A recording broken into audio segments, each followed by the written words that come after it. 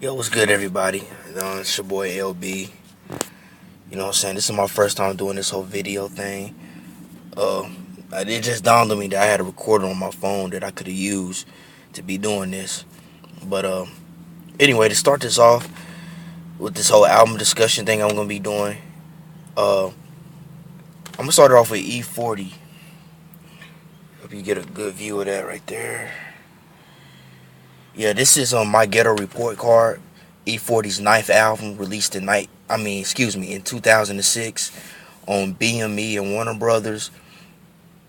Um, this album right here, this is the album that really took the whole hyphy movement that was going on in the Bay Area. This is what put it into like mainstream audience. It brought it to mainstream attention. Because before then, that whole hyphy movement was just a regional thing that was going on in Northern California. And it had been going on since like the late 80s. Like, it started with the side shows that they used to do out in East Oakland. And it just like progressed from there. You know what I mean? But yeah, this is the album that really brought that hyphy movement to a wider audience and wider attention. And this is the album that also got me into E-40. Because I really wasn't a huge fan of E-40 like early in my life, because I just couldn't really get how people could listen to him because of his style. But this album right here has really done it for me. Like, Tell Me When to Go, that's like one of my favorite songs by him. And I thought it was a great track. I know a lot of people around here where I'm from, they didn't really like the song because they didn't get it. Because, it had a whole Bay Area type slang to it. But yeah, this album right here is what really got me into 40 Water, man. And because of that, I went back and listened to all his other stuff. But yeah, to talk about this album, man, I think this is one of E-40's best albums. I mean, some people may argue with me about that, but that's just the way I feel. I think it's one of his best albums. I think Lil Jon did some great production on this album. I liked how he was able to, like, bring that Bay Area type feel, to his production. I mean, he really gave it. I mean, his crunk music fit perfectly with 40 style.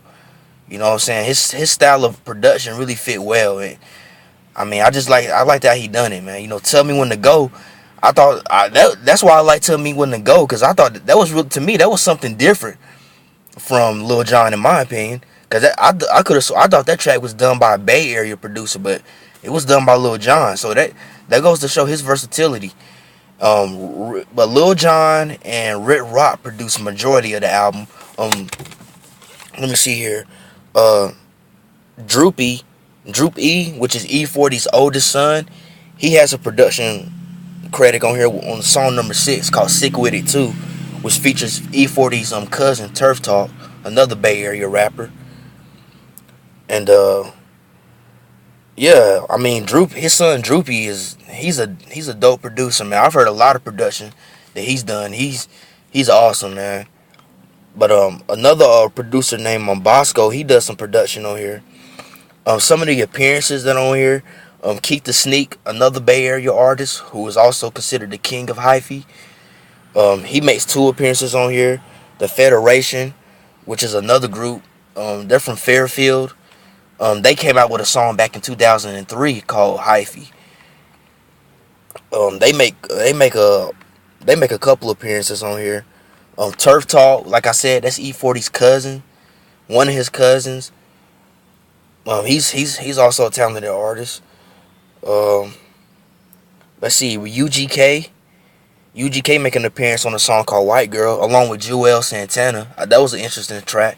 I really enjoyed that song. And this was also one of the first tracks that Pimp C had done right after he got out of jail. Let's see. Oh, yeah, and T-Pain and Candy Girl.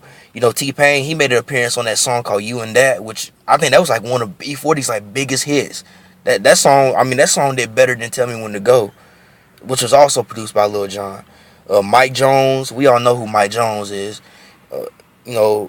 Rapper from Houston, Texas. Came up with Swisher House and Al Capone, another legendary Southern rapper from Memphis, Tennessee. Of course, Too Short. I mean, we all know the relationship between Too Short and E-40. What's an E-40 album without Too Short? And what's a Too Short album without E-40? I mean, come on, man. Like I said, Bosco, 8 Ball makes a 8 Ball, from 8 Ball and MJG fame. Uh, Another artist named D artist. I mean, it's some good tracks on here, man. Like I said, this is one of my favorite. This is one of my favorite, man. E-40 albums, man. I really enjoy listening to it, and I highly recommend you copy it, man, cause it's definitely dope. I mean, so here it is, E-40, my Ghetto report card, released in 2006 on B&Me, Warner Brothers, E-40's ninth album. Go check it out, man. And also to note, man, that yeah, like I said, this album was really what took the hyphy movement to a wider audience. Like, after this album, a lot of record labels started quickly signing a lot of Bay Area artists, and a lot of artists out in the Bay started transitioning to hyphy music. That was kind of his downfall too, because a lot of cats were like just riding the wave and just doing what everybody else was doing.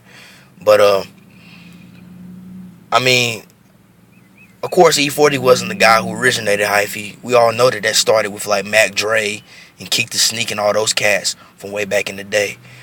But like I said, at the end of the day, definitely go check this album out. It's definitely worth a listen, especially if you somebody that's like trying to get into Bay Area hip hop.